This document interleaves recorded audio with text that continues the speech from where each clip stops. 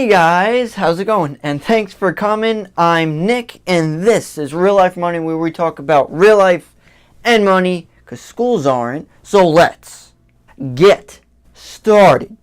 So are you struggling with debt such as credit cards, student loans, car loans, all that stuff, and don't know what the hell to do about it? Well, in this video, we're going over 8 tips of how to be debt free. So this idea is definitely not a popular one, guys. Definitely your friends or just anyone out there, this isn't their main priority. But that's why they're broke. So if you don't want to be broke like they are, you should probably follow these tips. So let's just start it off with tip number 1. Tip number 1 is you have to want to change. You want to change, guys. Now, I could tell you all the tips and tricks in the world of how to do it, but if you don't want to and go for it, it's not going to be a priority, so you're going to fail. Now, you could stop after like a week or maybe a month because it's hard. It's difficult. And later on, you may even blame my tips for not working. But when you blame other things for not working, it's actually ourselves that aren't working toward it.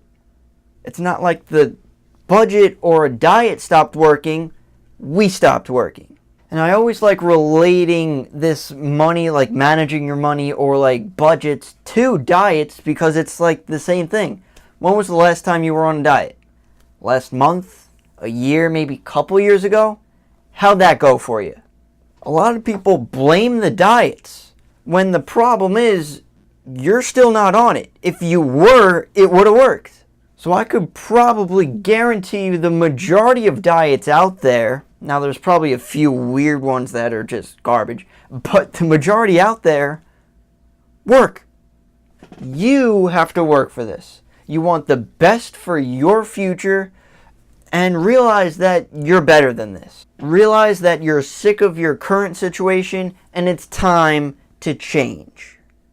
Creeping up to number 2, which is you must know your income. Many people just wing it and hope for the best to happen, and then they wonder why they're not in a good situation. Some people don't even know what the hell they're making. So you must understand your money situation. It's a weird topic that a lot of people don't even talk about. We talk about a bunch of things out there. A lot of things. But money isn't one of them. Now once you know your income, we could relate this to number 3, which is now knowing your expenses. Now when you're just thinking of your expenses, I don't care how much the change was for your pizza, if it was $15.25 or $15.75. It was $15. Just keep it easy for yourself, guys, and know what's going out every month. Some examples could be just your gas, what you put in your car, your cell phone bill, your insurance, car loan if you have it, credit cards, student loans, how much you pay for your shoes every weekend, how much alcohol you drink, and how much you just spent on that Chinese food. You need to see what you're actually spending on, and I would actually suggest writing it down, because when you actually see it, it triggers that like, oh shit moment, that's what I'm spending. So look at the damages, accept them, and possibly if it's too much, change it.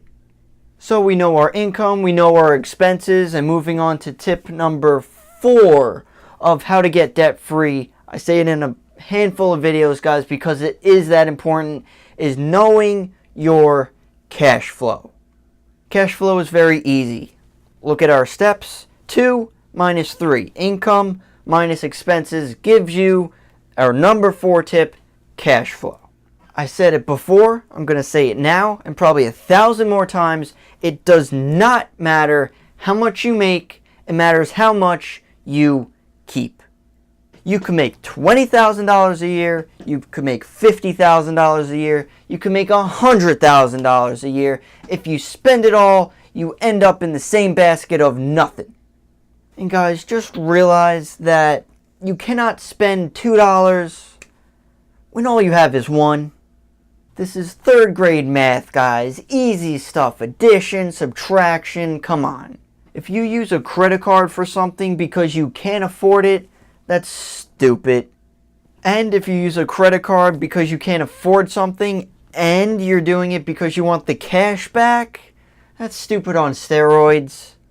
There have been studies out there that cards with cash back, people actually tend to spend 20 to 30% more. So if you want that extra dollar, you're going to have to spend an extra $100. In the end, you're losing 99. You're not winning. So tip number 4 is knowing your cash flow, but tip number 5 is actually using it so you could get the hell out of debt and use it to your advantage. First, we have to make sure your cash flow is positive. If you're losing money every single month, it's just going to snowball and get larger. If you're positive, that's how we could start getting out of this hole. So once we have that positive cash flow, we can use that to pay off the debt.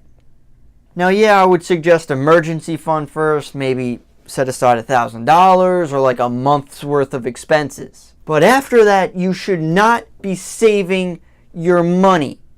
Did I just say don't save your money? Yes, because saving money isn't helping you. It's in a savings account getting 0.1% interest. Wow. Debt is the thing that's killing you. So you need to kill the debt before it kills you. Now, many parents actually say that you should be saving money and that's the only way how you could have a good life with money. Well, guess what? There's a few things wrong with that. The first thing is our parents didn't have the student loans and credit card amounts that we have today. I actually just saw an article, or actually watched a video about an article, that we just hit all-time highs with credit card debt, guys. Remember 2008, that whole crash thing going on? Yeah, we reached that level again. We have $1 trillion in credit card debt and $1 trillion in student loans. Saving money isn't bringing that down at all. And the second thing wrong with saving money is a good thing, not to be an ass, but if your parents are broke, why should you listen to them about money? Now, I'm sure they're great people, do not get me wrong. They're probably wonderful, I'll have dinner with them if you like. But, for example, why would you hire a plumber to teach you how to be a rock star? A plumber probably doesn't have Eddie Van Halen guitar skills, so you shouldn't follow him. If you want to do plumbing stuff, then you follow the plumber. Same concept. And as a side note, once you have things all settled out and your debt more under control, yes, saving money is good. But just to start off, you need to use it. Coming up to tip number 6 of how to be debt-free, which is attacking debt like he owes you money. Pretend debt is like that kid Johnny that still owes you $5.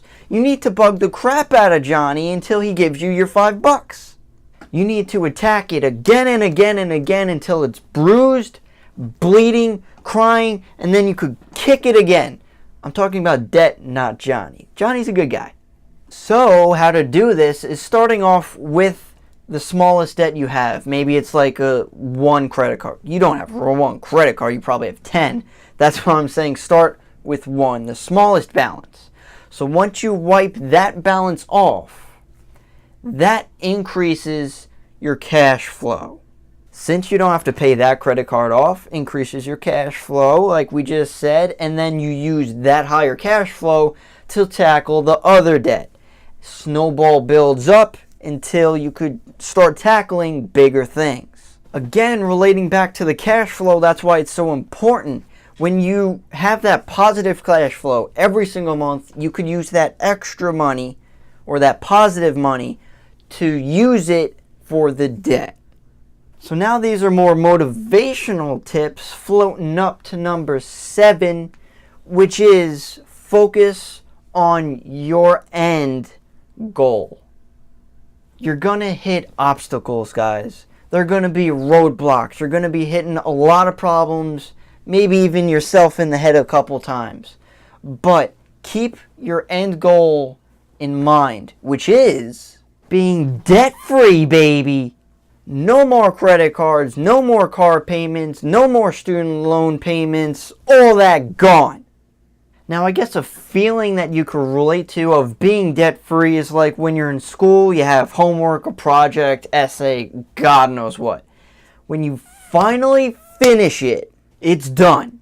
No more stress, no more anxiety, freedom. When you have that freedom, you're just more confident to conquer the world. And finally, popping off to number 8, which is do it for you and your future. You owe it to your future self, guys. Your husband, your wife, significant other, your kids, whoever you care about, that's what matters, including yourself in that. You need to kick the crap out of debt so you can have a better life. People out there are pissed off and broke. That doesn't mean that you have to be too. Now, when you're going through this process, guys, people are going to look at you like you're crazy, like you're a complete nut job, because you're actually doing something about it and they aren't. So that'll make you weird and crazy. Congratulations. You want to be weird and crazy, guys. No one wants to be normal. So that's all I got. If you have any questions, comments, concerns, leave them down below. And don't forget to subscribe to my channel, Real Life Money, where we talk about real life and money because no one is. So thanks for watching again, guys, and I'll see you in the next one.